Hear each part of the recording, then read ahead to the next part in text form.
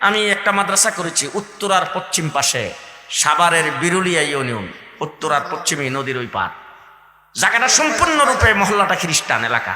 আমি খ্রিস্টানদের কাছ থেকে জায়গা কিনছি, সেই জায়গার ভিতরে মাদ্রাসা কায়েম করেছি, মাদ্রাসা জামিয়া কাসিমে আশরাফুল উলুম।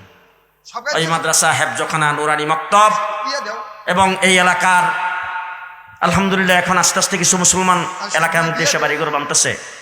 তো এই মাদ্রাসার মসজিদ করেছি, মসজিদ 3 তলা আলহামদুলিল্লাহ মোটামুটি কমপ্লিট। সাথে সাথে মাদ্রাসার জন্য কোনো কিছু করতে পারি নাই। সেই মাদ্রাসার মধ্যে শতাধিক ছাত্র এখন আছেন। এই মক্তব, হেফজখানা, নাজেরা, তারপরে জালালাইন পর্যন্ত ক্লাস আছে।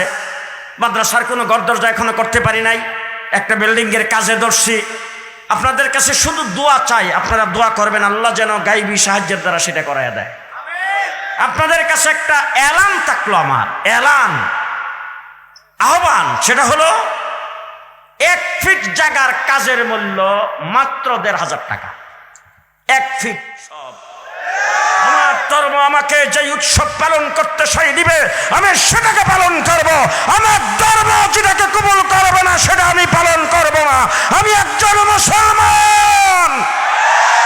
কে বলতে পারবেন আমি একজন মুসলমান? হাত উঁচু করে বলেন, আমি একজন মুসলমান। নারায়ে তাকবীর, নারায়ে তাকবীর। আল কোরআন সুন্নাহর আলো, কোরআন সুন্নাহর আলো, নারায়ে তাকবীর।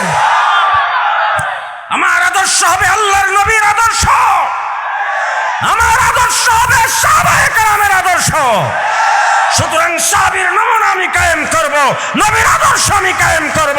ইহুদি খ্রিস্টানের আদর্শ করে মুসলমান কায়েম করতে পারে না, ঠিক কিনা বলেন?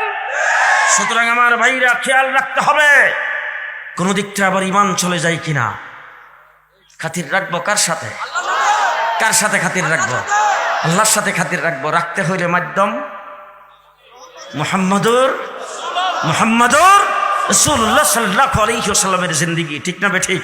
নবীর সিরাত শুনতে আসছেন, আমার রাসূল সাল্লাল্লাহু আলাইহি ওয়াসাল্লামের সিরাত যদি শুনেন, যদি সৌন্দর্য, রাসূলের সৌন্দর্য শুনেন, আপনার চেহারা রাসূলের মতো সুন্দর করতে পারবেন?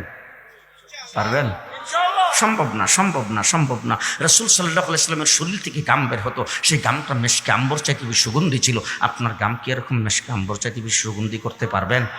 তাহলে রাসূল সাল্লাল্লাহু আলাইহি ওয়াসাল্লামের এই সমস্ত জিনিসগুলো তো শুই না আপনি আমার ফজিলত হাসিল করতে পারি, সওয়াব হাসিল করতে পারি, কিন্তু রাসূলের সিরত হলো রাসূল কিভাবে খানা খাইতেন, রাসূল কিভাবে হাঁটতেন, রাসূল কিভাবে বসতেন, রাসূল কিভাবে ঘুমাইতেন, রাসূল কিভাবে গোসল করতেন, রাসূল কিভাবে উযু ইস্তিনজা করতেন, রাসূল কিভাবে গোসল করতেন, রাসূল সাল্লাল্লাহু আলাইহি ওয়াসাল্লাম কিভাবে আত্মীয়তা করতেন, রাসূল সাল্লাল্লাহু আলাইহি ওয়াসাল্লাম স্ত্রীদের সাথে কি ব্যবহার করেছেন, রাসূল সাল্লাল্লাহু আলাইহি ওয়াসাল্লাম ছেলে মেয়েদেরকে কিভাবে লালন পালন করেছেন, রাসূল কর্মচারীদের সাথে কি ব্যবহার করেছেন, রাসূল রাষ্ট্রপ্রধান ছিলেন, তিনি রাষ্ট্র কিভাবে চালাইছেন, হুজুর আকরাম সাল্লাল্লাহু আলাইহি ওয়াসাল্লাম মসজিদের ইমাম ছিলেন, ইমামতি কিভাবে করেছেন, আমার রাসূল সাল্লাল্লাহু আলাইহি ওয়াসাল্লাম পাড়া প্রতিবেশীর সাথে কিভাবে সম্পর্ক কাটাইছেন, হুজুর আকরাম সাল্লাল্লাহু স্ত্রীদের সাথে রাসূল কি ব্যবহার করেছেন, হুজুর ভাইদের সাথে কি ব্যবহার করেছেন, হুজুর মা বাবার সাথে কি ব্যবহার করেছেন, হুজুর আকরাম সাল্লাল্লাহু আলাইহি ওয়াসাল্লামের মা বাবা ছিল না কিন্তু রাসূলের দুধ মা ছিল, তার সাথে কি ব্যবহার করেছেন, চাচা চাচির সাথে কি ব্যবহার করেছেন। এইগুলি হলো রাসূলের আদর্শ। এইগুলি যখন আমরা পুরোপুরিভাবে পালন করব, 18,000 মাখলুকাত তখন আমার হবে। আমার আল্লাহ বলেন ইউহিব্বুকুমুল্লাহ।